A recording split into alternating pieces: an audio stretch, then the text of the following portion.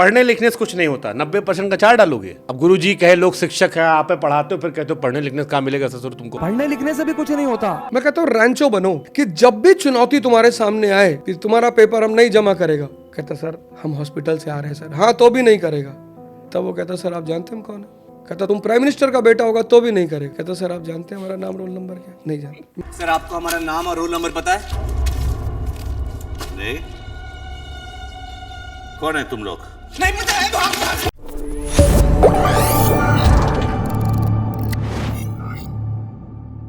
पढ़ने लिखने से कुछ नहीं होता, 90% का चार डालोगे।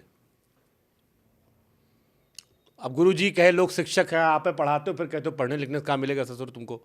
और फिर आप एग्जाम्पल भी दे रहे हो कि देखो हमारा दोस्त कह रहा है भैया FIR करवा दो। पुलकित, अतुल सुभाष और ऐसे न जाने कितने लोग अभी सुसाइड करते हुए दिखाई पड़ रहे हैं।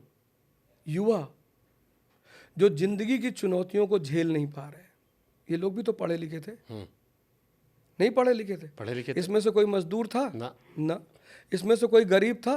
नहीं था। तो मैं लोगों से कहता हूं, पूरा अब मेरी आदत, लोगों की आदत क्या है, मेरी एक लाइन को काटते हैं। मैं कहता हूं रैंचो बनो कि जब भी चुनौती तुम्हारे सामने आए कि तुम्हारा पेपर हम नहीं जमा करेगा, कहता सर हम हॉस्पिटल से आ रहे हैं सर, हाँ तो भी नहीं करेगा। तब वो कहता सर आप जानते हैं हम कौन है? कहता तुम्हारा पिता, तुम प्राइम मिनिस्टर का बेटा होगा तो भी नहीं करेगा। कहता सर आप जानते हैं हमारा नाम रोल नंबर क्या? नहीं जानते। मिक्स कर दिया। तो तुम्हारी पढ़ाई अगर तुमसे चुनौती नहीं हैंडल कर पा रही है, तुम अगर किसी पॉडकास्ट के शो में ये पूछ रहे हो कि महीने में कितनी बार हस्तमैथुन करना चाहिए, तो तुम खत्म हो। तुम ये क्यों नहीं पूछते कि दंड बैठक लगाना चाहिए कि नहीं, सूर्य नमस्कार करना चाहिए कि नहीं करना चाहिए। और ये हमारे देश में जो शक्ति का सिद्धांत है, बजरंग बली का सिद्धांत है कि पहाड़ उठा लिए, तुम मरे हुए आदमी साइकिल भी ना उठा पाओ। तो ये इस पे एक सवाल हमारे मन में आ गया। हाँ, मैं आता हूँ। तो पढ़ाई का काम क्या है? विजडम को डेवलप करना। विजडम, विट, कि हम समझ जाएं कि यार एक होता ना, एक रिटर्न वर्ड है प्रेम, ठीक है, लेकिन प्रेम के पीछे एक रिटर्न वर्ड है शक्ति। आपके पास शक्ति है, पूरी दुनिया आपसे प्रेम करेगी। भाई मैं लड़कों को क्लास में बोलता हूं कि तुम लोग अगर अभी चले आओ किसी लड़की के घर हाथ मांगने, बहुत मार मारे तुमको सब, माँ बाप पकड़ के बंद कर दे, बहुत मारे, और तुम IAS बन के गए। आओ बेटा बैठिए। बेटा दामाद जी आओ, पूछने की जरूरत क्या थी, माला वाला पहना दे। और पतला घर में अगर 2 लड़कियां तो बोले दो कोई बात नहीं, लोगों को 2-3 बीवियां रखनी ही चाहिए। ये समाज है, ये समाज है।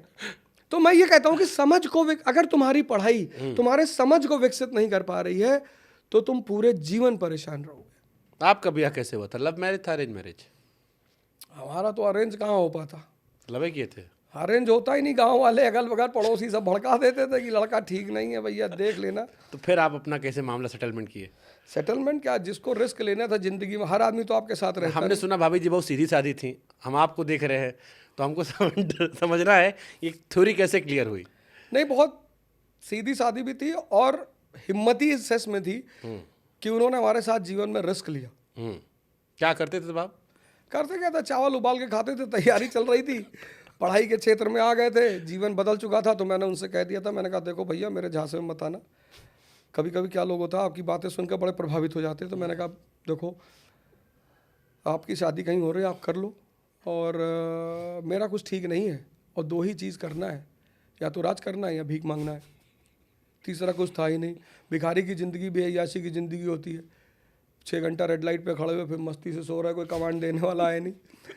तो उन्होंने कहा कि नहीं नहीं नहीं नहीं नहीं, साथ में रहना है। तो ये बड़ा मेरे जीवन का सौभाग्य रहा कि एक बहुत ही साहसी और बहुत समझदार महिला मिली। तो बीवी के सामने भी इतने क्रांतिकारी हो या वहाँ बाकी सब? अब ये बात यहाँ कहने से क्या फ़ायदा, वो भी आई होती तो डबल पॉडकास्ट चल रहा होता।